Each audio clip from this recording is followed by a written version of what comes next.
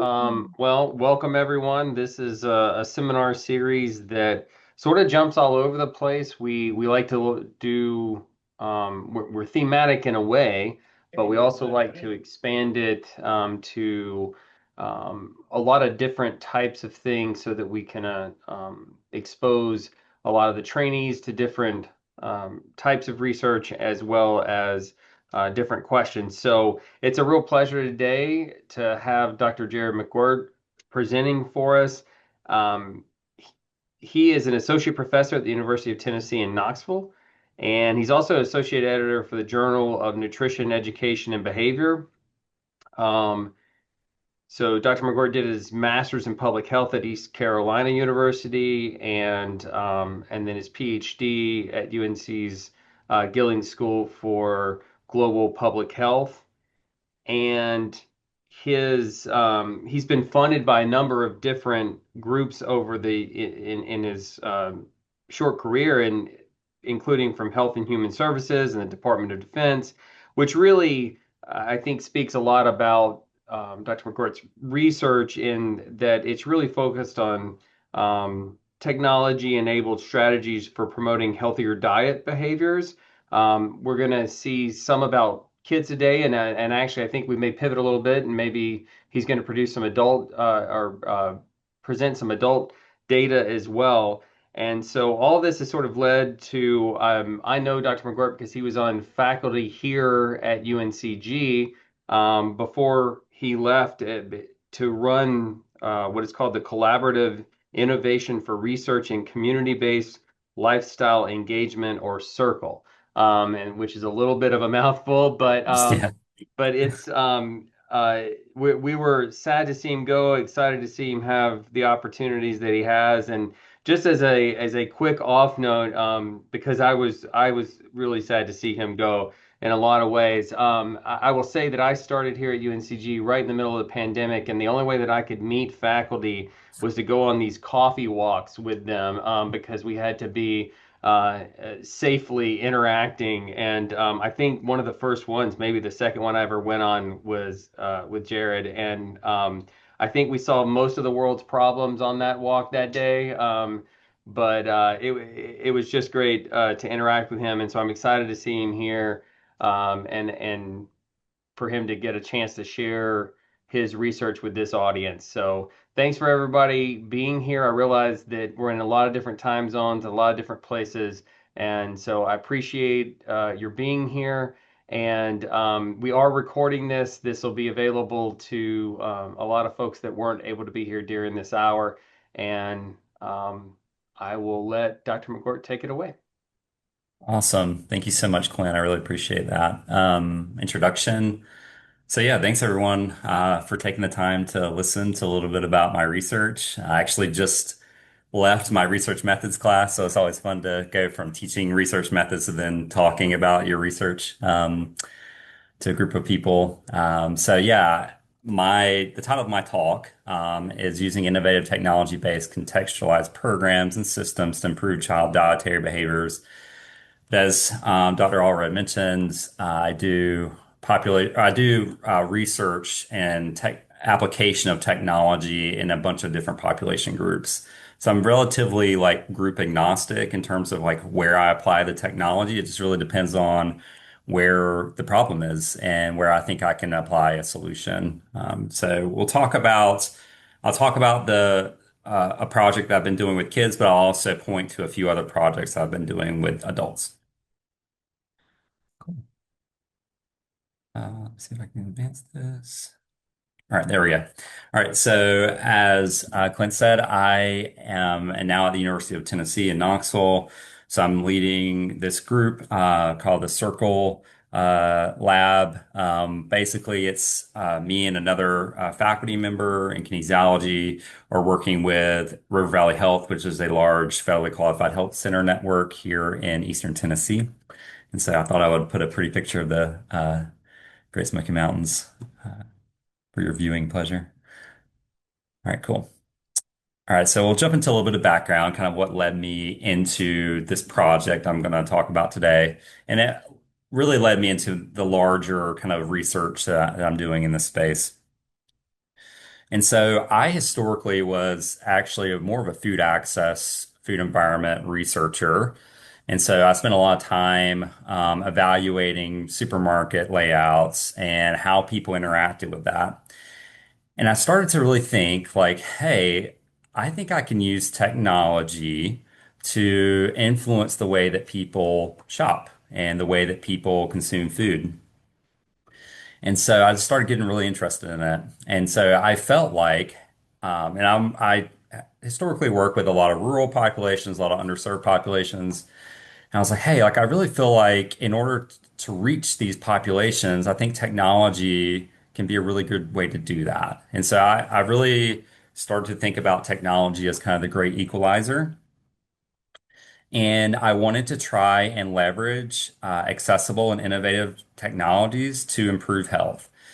And so I think about this in a few different ways. I think about how we can use technology to provide more tailored guidance around dietary behaviors, how we can use it to design or evaluate multi-level interventions, and also how we can do it to improve systems. And that's something I've gotten a lot more interested in lately, especially as I do work with some USDA programs as well as with these primary care clinic sites. And so, kind of a moniker that I go by with my research is meeting people where they are, and I think that research definitely can do that.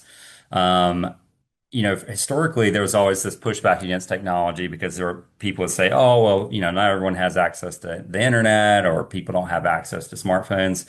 Well, now that's really changed. Now there is pretty ubiquitous access to broadband internet, even in very rural areas. Um, there also is very high smartphone access, regardless of the socioeconomic group, and regardless of the age group. I mean, I think even 10-year-olds, the smartphone ownership has really skyrocketed in the last 2 years. And interestingly, the populations that people would often say don't have access to technology have actually become very dependent on these technologies. So low income groups are actually more dependent on smartphones to access information compared to other groups. And so I really started to think about, well, what are some really interesting ways that I could use technology to reach people? And I wanted to think a little bit beyond kind of the standard like text messaging approach. I was like, I think we can do more. I think we can do better. I think we can be a little more dynamic. So I got really interested in things like extended reality, AI, and machine learning before it got so popular. Um, Data integration. So how can we pull multiple data sets together and create a really cool package of information that can then inform tailored interventions? And then how can we actually create food environments that are digitally interactive so that we can change the way that people interact with those environments. If I can't change the supermarket or the corner store or whatever, it's hard to do. It's hard to get them to like do those types of changes. Well, what can we do on the consumer side to change the way they interact with using technology and using digital tools? And this actually all came about because I'll talk about it here. I may talk about it. It may come up later too. It was just a random event they were having on campus, like my second year of being in a faculty job. Someone invited me to a virtual reality workshop, and they were using it in their research, but it was very like applied biomechanics stuff. And I remember going and sitting there, and they'd put people at different tables for different like interests related to virtual reality. And I remember going and sitting at a table about nutrition, and I was the only one at the table. And I was like, I could not believe it because I was like, hey, like I see so much opportunity here. Like, why doesn't anyone else see it? And so that kind of led me to really getting interested in that space. So a lot of my research takes a user-centered design approach, and so this is approach of is very heavy on development and iteration and testing things and evaluating things over across multiple cycles. And I think it's really essential, honestly, if you're doing technology development research, because very it's very rare that you get it right the first time. And you usually have to figure out ways to tweak it to make it better, right? But I actually do a lot of my work with computer science faculty. I probably fund more computer science students than I do nutrition students. But I do think it speaks to like the power of interdisciplinary work and working with people in different fields. Because oftentimes these computer scientists, like they're not as accustomed to these very applied projects that I have, and they see it as they see the opportunity. They're like, oh, this is like I really see what you're trying to do here. So it creates some really exciting partnerships and collaborations. Okay, so like I said, I got really interested in this whole idea of extended reality, and there started to be a lot of kind of news popping up or news articles popping up about how, the future of media is going to be extended reality, and extended reality could be the next frontier in healthcare. And I was like, well, that's all interesting. Um, Realistic motion avatars are the future for social interaction in virtual reality. And Facebook was at the time, they ended up becoming Meta, but to do all this stuff, but they ended up getting really, or they started getting really invested and pouring a lot of money into this idea. And so that led me to the world of embodied conversational agents.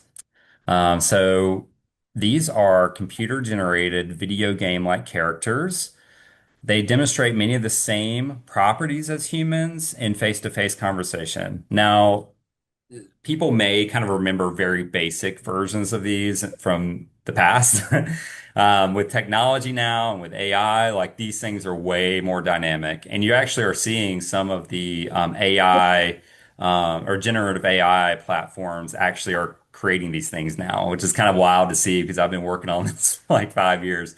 And finally, they're like, oh, yeah, like there's something really interesting about creating these virtual characters for people, especially with AI now for people to like have these message exchanges with.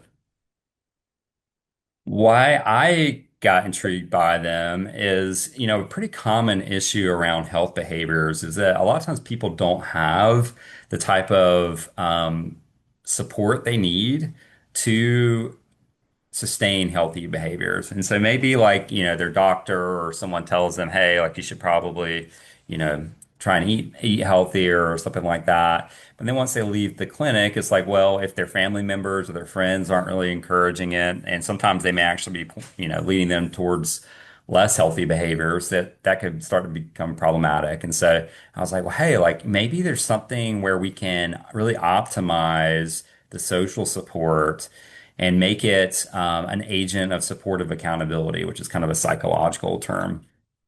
And so the idea behind this is that we would create virtual characters that are are like the most healthiest friends you can imagine. Like they're always encouraging you to like do the healthy thing, right? And giving you that level of support.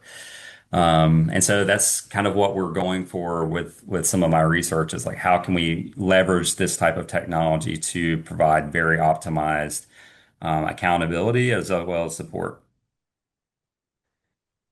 I also have realized as a father of a 10-year-old and 8-year-old that they really like digital stuff, right? And as much as we want to push back against it, I mean, we all like a lot of people when we were younger, we also like digital stuff, right?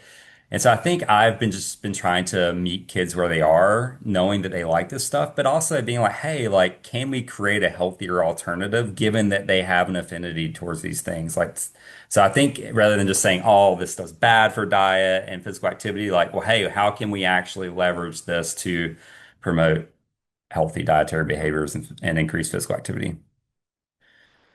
And so that led me into this project that we call Friend for Health. And so again, this is the idea of using these embodied conversational agents as parasocial support for kids. So especially with kids will often report that they don't really have friends that are like saying positive things about like healthy eating and stuff like that. So we're like, well, hey, like let's figure out a way that we can create a video game character, which is something that a lot of kids resonate with, that actually talks about diet and physical activity in an engaging way. All right, so this work was funded by HRSA, which is the Health Resources and Services Administration, as well as by DHHS.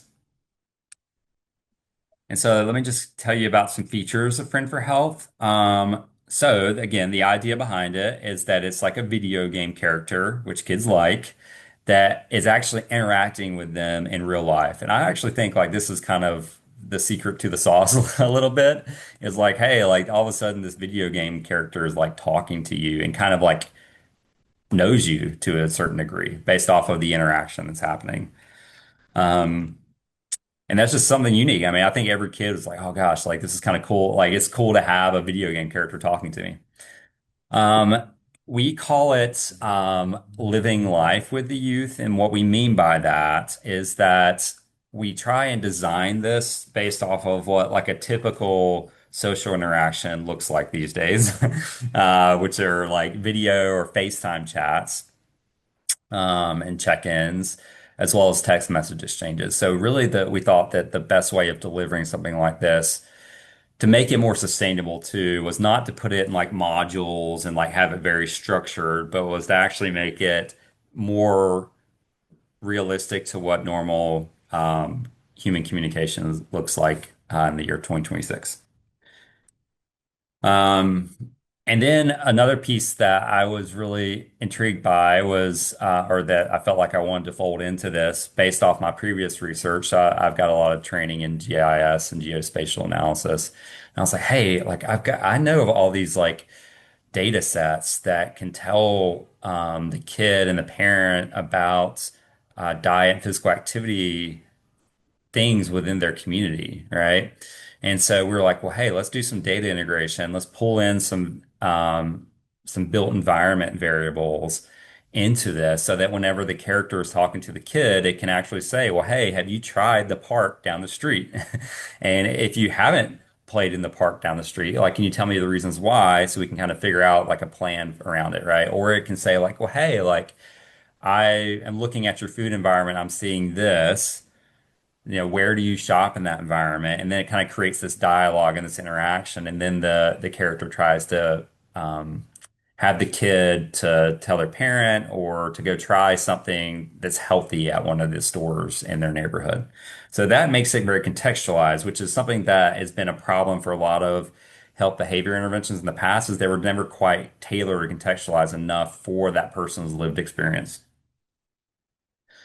And we've designed it to be accessible. So we built it so that it runs on kind of I don't know the best way of saying this, but like the cheapest smartphone or the lowest grade smartphone. We have built a version of this that works on like the best and the nicest smartphones, but then we realized that that's not really the population we're trying to reach for this project. We were trying to reach more socioeconomically disadvantaged populations. All right, so it can be used in a couple different ways. So we have mainly been using it as a behavioral intervention. We also are exploring just as an approach for diet and physical activity measurement because that can also be hard with kids to get good data around diet and physical activity unless you're using like a wearable or something um, for physical activity, but it's always hard for diet. And well, actually, one of the other, I'll actually, well, let me wait and I'll make this point later because I'll show it to you. The other thing that we were really interested in, especially with my new position, is how can we use these things to improve healthcare engagement? So in the video chats, we are basing the interactions on the social cognitive theory, which is a health behavior theory that really factors in social interaction as well as a person's lived environment. We've also are basing the dialogue or the interaction based off the Bright Futures in Nutrition practice-focused guidance resource from the American Academy of Pediatrics. It's tricky though, because in saying that, like we have to do that, but we also have to make it very conversational and we have to make it feel like it's a it's a kid talking to another kid, not like a nurse talking to the kid. And I'll bring that up later again. And so here's just some components of these video chats. So we have some social and verbal persuasion, we have some goal setting, We have observational learning where the virtual character like demonstrates like how to make a healthy smoothie or how to do exercises. There's facilitation, so there's the character telling the kid about resources in the community and like helping to line that up for the kid and the parent. There's reinforcement, so like there's like follow up on previously set goals. So how are you doing? Like let's figure out a way to improve progress towards those goals, etc. And so here's just a picture of one of the characters. And so we wanted to design it like it's a virtual character in a bedroom, right? So we wanted to feel like real to some degree. So as I mentioned, with this type of research, we typically will take an iterative approach. So we'll like do a build, we'll like put it in front of people, we'll get their reaction, and then we'll take that back to the workshop and we'll do another build. And so the first build we did, we had a kid and their parent sit down and use the program. They did like once like 10 or 15-minute session with it, and we just got their initial feedback because we didn't want to do too much development until we got feedback from people, from kids. And so uh, we found very promising results early in this first phase, and that's what led us to subsequent phases. But the kids described it as being cool, which honestly, I always tell people, like, I don't really care about significant p-values anymore. If a kid tells me that it's cool, like, that's almost the hardest thing you can achieve in life. So yeah, they described it as being cool, motivational, and fun. They liked that the avatar acknowledged them at a personal level and also provided accountability, which is kind of wild to hear kids say, but they didn't use the word accountability, but they would talk about like, I like how it's encouraging me to eat healthy or to like it's making sure that I'm doing these healthier behaviors. And they also liked that it was tailored, that like, hey, that the character is talking about me and my needs. So they like that personalized social aspect. So they liked the interaction. It felt like they were like talking or having this dynamic interaction with the character. Um, and they felt like the parents really liked it because they felt like it reinforced some of the things they had already been telling their kids, and they felt like, okay, well, this is that reinforcement or that other thing that I kind of needed to like convince the kid to do some of these things, right? All right, we then put it in front of some agencies that work with kids. So it was a bunch of different agencies like Boys and Girls Clubs, YMCA's, healthcare agencies, etc. And we asked them, well, hey, like, what do y'all think of this? Like, would you put this as part of some of your programming? And so we based the evaluation on something called the diffusion of innovations theory. And so within that, there's these factors of trying to understand, will an innovation be accepted by people or organizations and then incorporated into what they do? And so most agencies agreed they would use the program, which we were, I didn't know which way it was going to go. Like I could have easily seen them say, oh, well, we've already got enough going on. We don't need to add something like this. So, but most of them said they would use the program if it was available to them. And they found it to be a more convenient and innovative way for them to reach kids, and to teach health education. So that led us, so we took all that information, we went back to the workshop, we did some tweaks, we figured out like how do we like get it ready for the next phase of testing. And that kind of led us into the pilot study, which I'll talk about. And so with this, we were really trying to look at acceptability and feasibility of doing something like this. Because the biggest pushback with things like this is people will say, well, will kids maintain engagement, right, over a period of time? So and like, can you deliver the program so that it actually, it actually works? Like whenever whenever it calls the kid, like the interaction actually happens and there's this conversation and things are popping up the way they need to, et cetera. So that's what we tried to set out and do. So we did a mixed method single arm pre-post quasi-experimental feasibility study. Again, our focus here was building up, showing proof of concept to build up to a larger clinical trial. And so here we were looking at, because a lot of times the NIH will be like, okay, that's cool. That's a really interesting technology. Is it feasible for you to do in a larger trial? Will kids actually use it and will they use it over a period of time? Right. And so that's what we set out to do here. So we did this over 4 weeks. And so we recruited kids from youth organizations, from schools, so like Boys and Girls Clubs, YMCA's, from schools, from after school programs, and from some mom groups. The children had to be 8 to 14 years old, able to complete study measures in English, own a smartphone or use a caregiver's phone, and be willing to receive and send text messages and video chats because that's the way that the intervention is delivered, and also have a caregiver that's willing to participate because we also were collecting data from the caregiver about how they felt about this. Because that's another interesting thing we want to know, and that people often have questions about is, okay, with this type of interaction with a virtual character, how did the parents feel? And so that's what we tried to understand. And so they could earn up to $70 for doing this. Okay, so how this intervention worked, the child selected their virtual character. They had 12 options to choose from. We actually, our original, earlier version we had built, like it was highly customizable. We decided to like pull back at this phase from that and to just give a set number of options. There were still 12 though, so it gave them some variety. But this will come back up later. But we did allow them to give it a name, and so it was really interesting to see what they named their character. A lot of funny names. The parent then provided the home address so that it got incorporated into the program, and so it could provide that contextualized guidance I was talking about earlier. So the characters could say like, "Hey, like there's this park down the street. Have you tried it?" The child then exchanged smartphone-based text messages with the virtual character, and they completed 2 video chats per week with the character.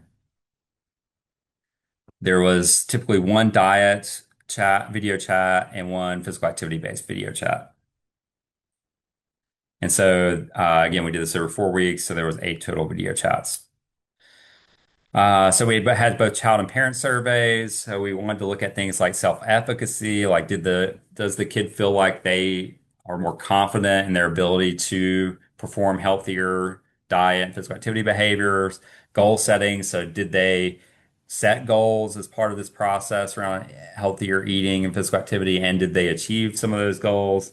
Intention. So, like, how did the interactions change their intentions around healthy behaviors? And we also did some initial kind of looks at the impacts on diet and physical activity. Um, Also, just from trying to assess usability and acceptability, we also wanted to look at, we asked questions on the post survey about their experience. So we asked them how you felt about it, what did you feel was valuable about it? Like, how did it help you? That sort of thing. And even like what was the impact on behaviors? Because sometimes with dietary measurement with kids or any recall-based measure, it can be kind of hard to like see a difference or to see a change just because of the more so with the issues with the measurement process itself, especially with kids because they often can't remember what they ate, and sometimes the parents can remember what the kid ate, depends. And so we at least want to say, well, hey, like, how did you like in your mind, like, what did you connect those interactions with in terms of a healthier behavior that you've demonstrated over the course of the month? And then we followed this up. So this is a mixed methods approach. We followed up with in-depth interviews with the kids to kind of talk about their interactions and just to kind of like create more of a way to get data for through a conversation about their experience. And so I'm going to share some results today. This paper is under review right now, so it should hopefully get published, and you'll be able to see the full like array of results when it gets published. Um, so we had end up with 43 parent-child dyads. The average age for the kid was 10 years old. Most of the parents that were involved with the project were mothers. Had racial breakdown of 53% white and 33% black. Household income, 33% of our sample had an income less than 60,000. of annual household income. We were probably trying to recruit a more socially economically disadvantaged sample than what we actually got. I think some of that's the nature of the technology use. So anyways, that's definitely something that could be talked about. But and then we asked them initially, like, hey, like, have you ever had experience doing something like this before? And so about 22% of them had. In terms of acceptability, um, we had really high acceptability, which, with kids, you never know. Sometimes I'm like, I have no idea if my kid's gonna like something or not, right? Until you put it in front of them. And so 96% of the kids interact or indicated that they loved or liked the program. And I think this is because it's something that they really resonate with, and it's something they've always wished, like to be able to interact with video game characters, and we kind of did that, right? Most would recommend it to a friend, so 93%. Most said that it helped them to be healthier, so 97%. Again, these are, 8 to what, 14-year-old kids. I mean, to get them to say some of these things is an accomplishment in my mind. And most said that it helped them achieve a health-related goal. For the parents, most felt that the interactions that the child had with the character positively changed their child's health behaviors. So over 80% said that. And most reported that their child asked them to prepare or cook healthy foods because of their interaction with the virtual character. So there was actually a translation of the information or those interactions into actual practice in the household, which was really cool to see.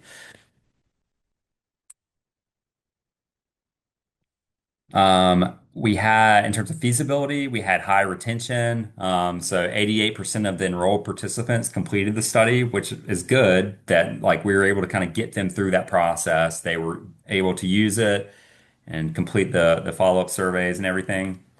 And that's a good number. Like typically if you start seeing like less than 70%, it's where you start to get a little bit wary of like, well, hey, like, or is this something that people are really going to do? But 88% is really good. And then in terms of engagement, so we had a back end database that kind of was tracking some metrics related to the interactions. And 95% of the video chats were completed. So a very high completion rate.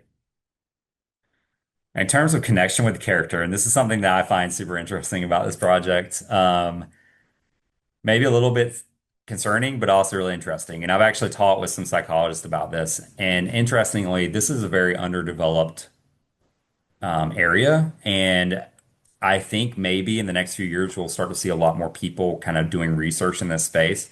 But there's not a lot of research on people's connections with virtual characters, and especially as AI evolves. Like I think this will become a lot more understood. But 16% of the kids said that they were extremely close with the character. 41% said that they were somewhat close with the character.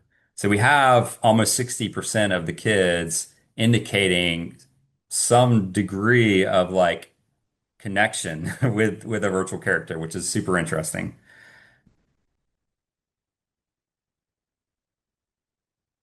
Okay, so things to fix. So the voice is always the hardest.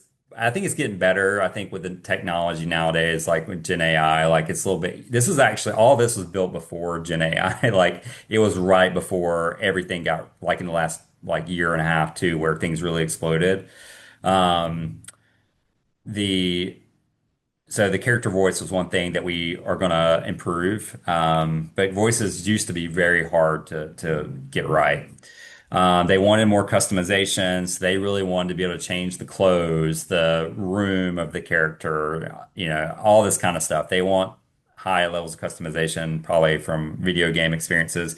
And I think that's another interesting aspect of this is that people are kids are used to video game experiences, and so we have to create something that like is somewhat connected to that, right?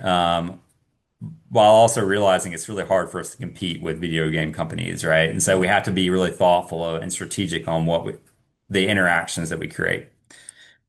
And then they actually wanted there to be more open conversation. So we had really restricted the interactions to very specific conversation points.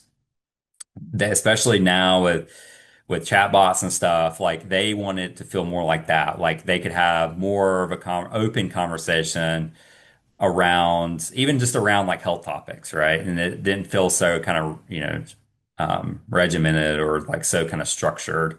And so we're actually working on that now, like creating openness to the conversation, but still constrained so that we don't get into any issues with the interactions, which is a whole like big thing to try and figure out.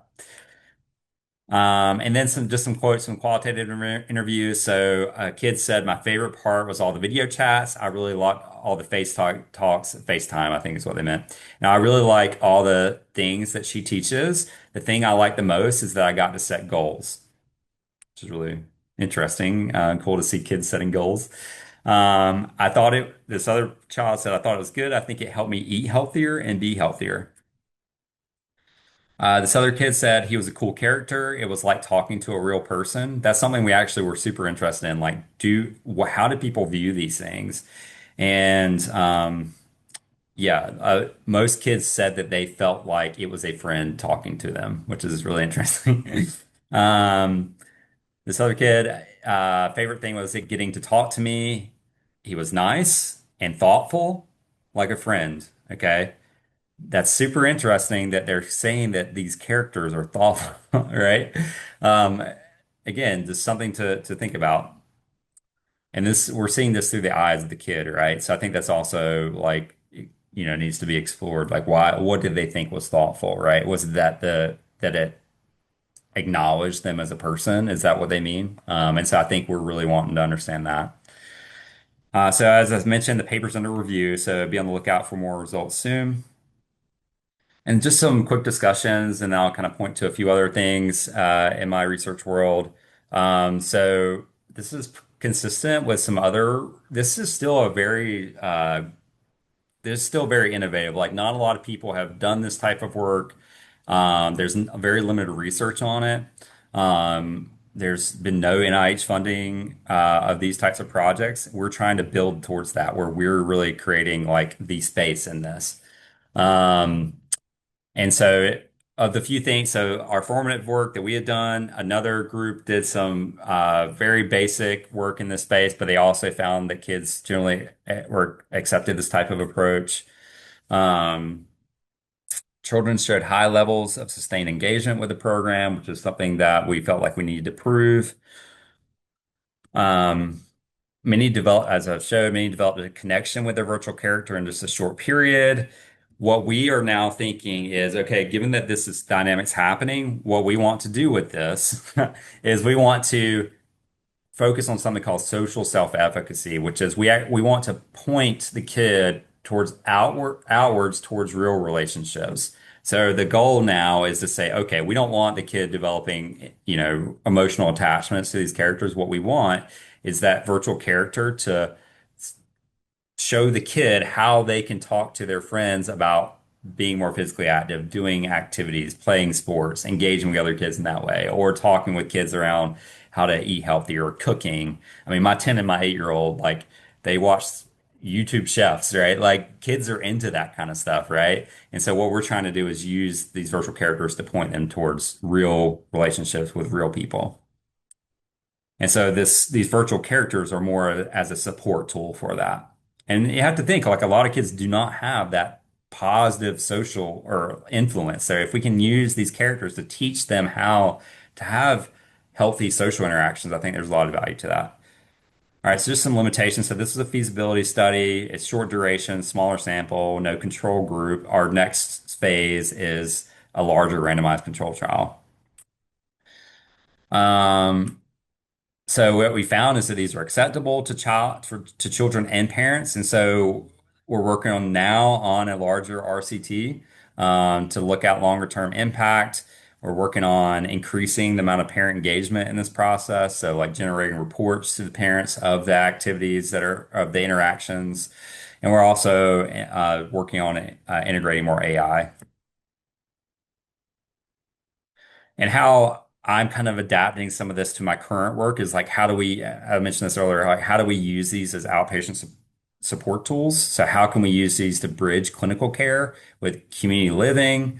How can we use this to connect patients with their EHR or patient portals, et cetera? And then how can we use these for to improve measurement? I just want to acknowledge the team. There's other people that are helping me work on this. Some people at University of Tennessee, Temple University, Iowa State, NC State, and UNC Greensboro. And I'll just point quickly to some other stuff. I think I'm good on time. Am I good on time? Yeah. Okay. All right. Sorry. All right. So we've realized that, hey, like there's other ways you can apply this type of thing, right? And so we were like, well, hey, like I think I can use this in other digital interfaces to influence adult behaviors. And so that led me to this idea of Rosa. So Rosa is stands for Retail Online Shopping Assistant. She's an online grocery shopping assistant. And so what she is, she's an embodied conversational agent that pops up as the person's online grocery shopping and talks to the shopper to try and get it to make healthier purchasing decisions. Oh, you can see, I don't know if you can hear the audio, but she's talking. Um, so Rosa is proactive and sends proactive and reactive messages based on shopper actions. So at the beginning of well, I'll show you this in a second. Uh, she's both proactive and reactive. That'll become very clear on the next slide.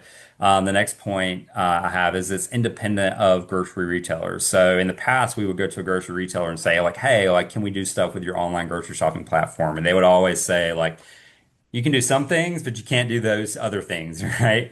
Because they have their own incentives. And so we're like, gosh, like I don't really like being constrained in that way. And there's certain things that we want to discourage that they don't have a financial interest in discouraging. So the cool thing about Rosa is she works independently of grocers, but works within the grocer's online grocery shopping website. And so here you see this is the past, both the proactive and reactive interactions. So she helps the shopper set shopping goals for the trip. As the person's shopping, she'll pop up and say like, "Hey, like, does this match your goal or not?" That sort of thing. Or maybe you want to select a different option. And then at the very end, at the cart level, whenever the person's about to check out, she'll make a recommendation like, "Hey, you may want to add something to your cart," or even providing encouragement, saying like, "Hey, you've done a really good job. Like, good job picking that item," etc. I'll show just a few other things that I'm working on. So this is related to my Army work. So this is building a digitally interactive nudging system to get soldiers to eat healthier within their built environments on base. So the goal is to improve healthier eating. We also are using it to promote physical activity and for tobacco cessation as well. We're partnering with Fort Bragg, which is the largest Army base in the country. So I just really, I love this project. It's really exciting to get to go on base and work with soldiers. And this is funded by the DoD. This is just, I just want to show you this because like some of these technology projects can get very complicated and they can take a while to develop. And so this kind of shows a schematic of like how the system works. Given that there's elements of both at the individual level, like the soldier setting goals. And so therefore like the messaging has to be based on their goals, but they're also interacting with a built environment. And so it has to be place-based as well. So you have this mix of both goal and place-based interactions happening. And they're interacting with different things in their real environment. So one may be a cafeteria, one may be a kiosk, one may be like a grab and go or a food truck. And so we have to make it work across these different environments. And so I just like showing people this just to show like how complicated some of these projects can get. And then just a few more things, I think, or this is the last thing I'll show you. I'm also really interested in how we can use technology for systems change. And so I actually built this thing. It's called, it's a summer mill site mapping tool. And it's a customized mapping software for the USDA summer mill programs to try and help improve the locations of summer mill sites so that more kids can be reached. And so there's not a system like this. So whenever they select summer mill sites to feed the lower income kids, they often, it's not done in a way that's optimizing access, right? And so we were funded by the Robert Wood Johnson Foundation to build this and test it so that we can improve access and we can optimize the location. So I also like to show like that we can use these technologies to promote systems change. And that's it. Thanks, everyone. All right, great. Thanks. That really interesting, broad perspective. And we have a couple of questions in the chat. But I was curious, and I'm sorry if I missed this, Jared, but for the one for interacting with kids, can it would a next step of that be to combine it with some sort of biosensor tool where you could track activity or you could track certain things where it can continue that encouragement almost in real time? Yeah, yeah. I'm glad you mentioned that. So we are working on that.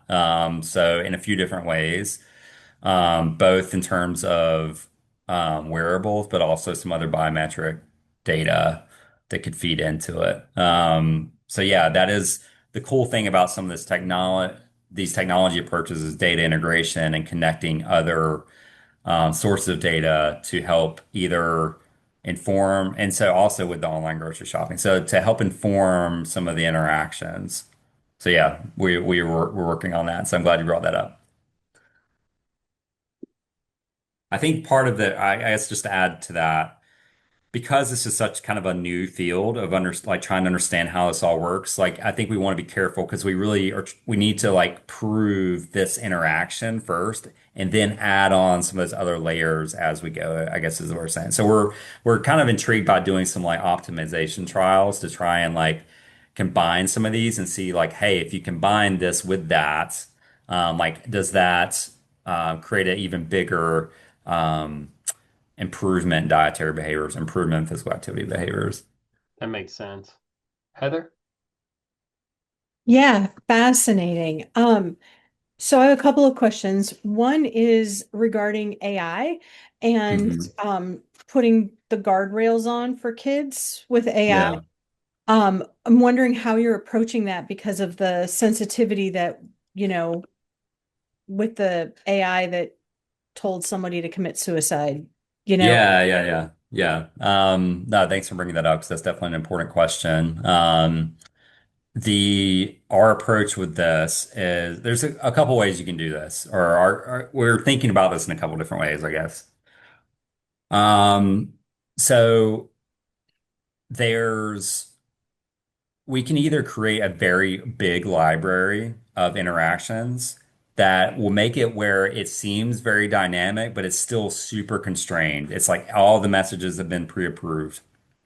Another thing that we're exploring is constraining the models so that they will only talk like there's very clear like um, walls around conversations, right?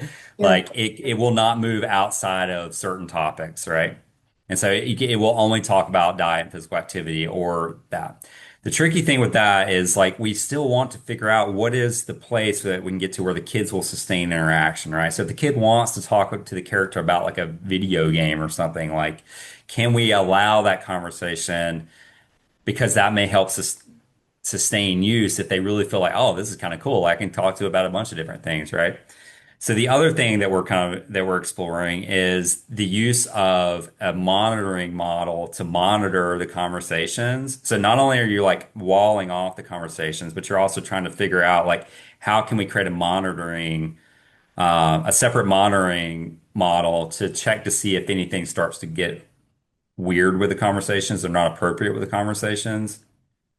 The other thing that we're doing is creating where all the interactions, because we feel like if you insert the parent too much into into the direct interaction, it'll like change it, right? And Yeah. so what we're trying to do though is create reports or like logs of the interactions that then get fed to the parent so they can see it. So we're trying to take a like faceted approach to this because I do think it's an important point. We want to be careful we want to try and balance it out here because there's so much potential for sustainability if you use generative AI because it can create continual like positive messages around diet and physical activity in a way that would be kind of hard to do if you'd have to have a human like constantly doing that, right? And so the AI is like kind of a way to really untap the potential of this approach, but you also need to do it in a way that's obviously safe and accept and appropriate. It, Josh, you okay? This, because that directly leads into my next question. Okay, so so I also a 10-year-old, although not my son, my grandson. And I'm seeing him wanting to interact with those types of characters with his friends. So is there Mhm. an ability for the AI generated kids to interact with other kids who might have the same app and there to be an interaction there? Yeah, well, yeah. So, somewhat. So we don't have it set up now where they could interact with like other people's characters, although that is kind of a good idea. We do have, we did create like a kind of a leaderboard where they would get points to kind of gamify it a little bit. So they will get points based off, and I'm sorry I didn't show that in these slides, but they get points based off the number of interactions they've had, like their achievement of goals, like that sort of thing. And so the kids they couldn't see like who the other person was, like it wasn't identifiable, but they could like see where they were on a leaderboard to gamify it. But yeah, I think the idea you just mentioned is a really interesting one. Go ahead, Josh. Josh? Yeah, this is just so cool. And I have a 5-year-old and an 8-year-old, so it's like this is just so one technical or I guess pragmatic question is like we've talked we've tried to do some grants around AI and tech like this, and one of the inherent things that seem to come up is when you're doing formal research like this, where you're building something, you're doing feasibility, you're doing like acceptability, feasibility, pilots, grant applications, waiting for a review, waiting for the reapplication. It's probably, 3 years is not a crazy period of time to literally Yeah. test and get results or something. And the feedback we've been getting is, well, hell, in 3 years, the technology will be so different. The data that you've collected on this, is that still applicable? And so I'm Yeah. curious about this because in some ways you're measuring this sort of digital human interaction, which I would imagine, I want to get your sense, is applicable, but also maybe the nuances in those interactions are completely different, the way to capture emotion. So yes, I just love your thoughts on that natural research lag with how fast this stuff's moving. Yes. Yeah, this is a great question because you know, I've been told a few different things about this project, right? So whenever I was first doing it a few years ago, people were like, "Oh, this is like a little bit too ahead of where everything else is," because again, the NIH still thinks text messaging is innovative, right? And if they think that's an innovative technology, then what are they going to think of this, right? And they're still like, and this, like, we're still trying to get an R1 for this idea because of some of the things you're bringing up. Is like, well, our reviewer, or usually we'll get like two reviewers that are all about it, and then there's one that, is not. So it's a little bit hard sometimes to convince everyone that this is a really good idea. I think that's true of all technology. Like, I think some people they see it, some people don't, right? I think that, but now we're at this point, and I've been saying this for years now. I'm like, hey, like this is coming. Like, we need to be doing more research on it because when it gets here, it's going to be too late. And I think that's almost where we're getting with this is that like now that all these generative AI companies are building these characters to go along with the like interactions, like there's already people that are doing this. So there's probably like a lot of opportunity for like an observational study to see kind of how this plays out. But it'll be, I mean, I think there's probably going to be some good things that result from it. So I think people are using these tools for improving their diet and making like, healthy recipes and all that. But, I could see where it could go the other direction too. But I think it's always tricky with technology. The thing that I've had a lot of conversations about is really like instead of like making it all about the technology itself is trying to focus in on what it is that you're trying to prove about the way that people interact with the technology, right? So, well, we're because the technology will change, but what we're trying to understand with this is like how do these like even if the way that people interact with virtual characters changes, like there's still it needs to be an understanding of that dynamic, right? Like what is happening? Like how do these interactions create these like mediators or change mediators around purchasing behaviors, around self-efficacy or whatever it is that could eventually lead to weight loss or improved diet quality or whatever it is. So I think that's potentially a strategy is like really focusing in on those mediators of change, and seeing like what's kind of happening there. But I don't know if I have a perfect answer to that because I'm still trying to figure out some of that too with the reviewers. But Clint, let's get to I do, well, sorry, the one last thing I'll say related to this is I do think that um, there's going to need to be a change in funding mechanisms to adapt to society, to where society's going. Like with AI, things are accelerating so quickly. Yeah, a 5-year R1 does not make sense anymore related to technology projects, right? And so, you're starting to see some mechanisms that are more rapid, innovation funding. The military has gotten really good at that. I know that there are some mechanisms that are starting to come out. They're trying to take some of those more fast-paced models to keep up with technology innovation. So, and that's why I found with the military has been a really good partner for me because if they see an idea and the application of it, they'll fund it because they're like, hey, we see how this could help soldiers. I wish the NIH was a little more like that, but yeah.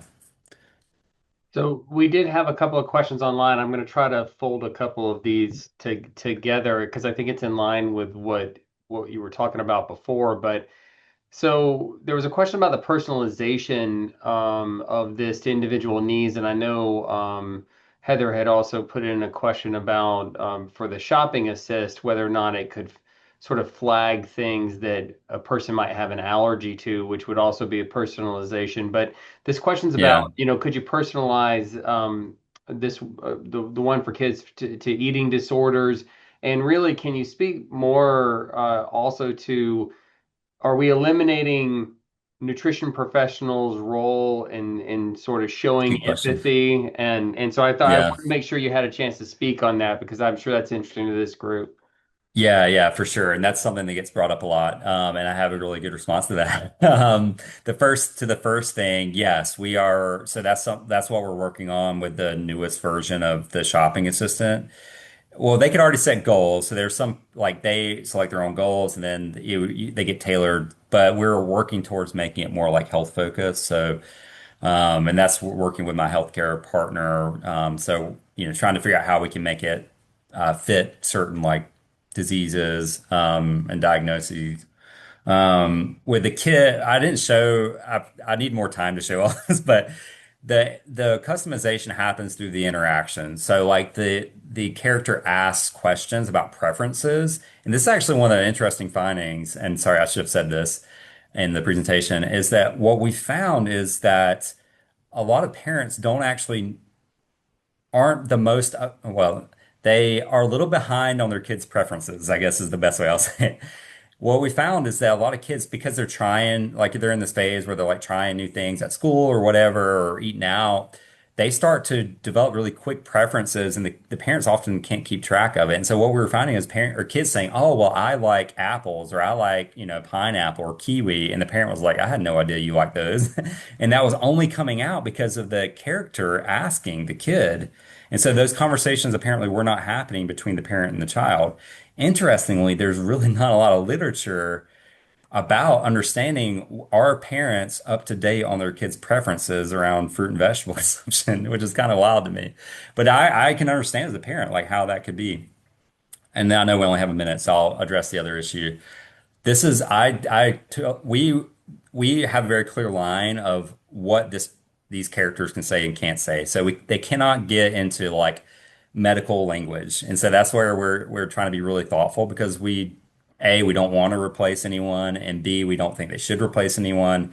How we view these as a tool for a dietitian or for a clinical exercise physiologist or provider, whoever, as a tool to increase the reach into the patient's lives in a way that the providers just don't have time for, right? And so that information, those interactions will get fed back to a medical professional, and then they can see a summary report, and then they can talk to the patient about it the next time they see them, or the patient care team can reach out through the patient portal, et cetera.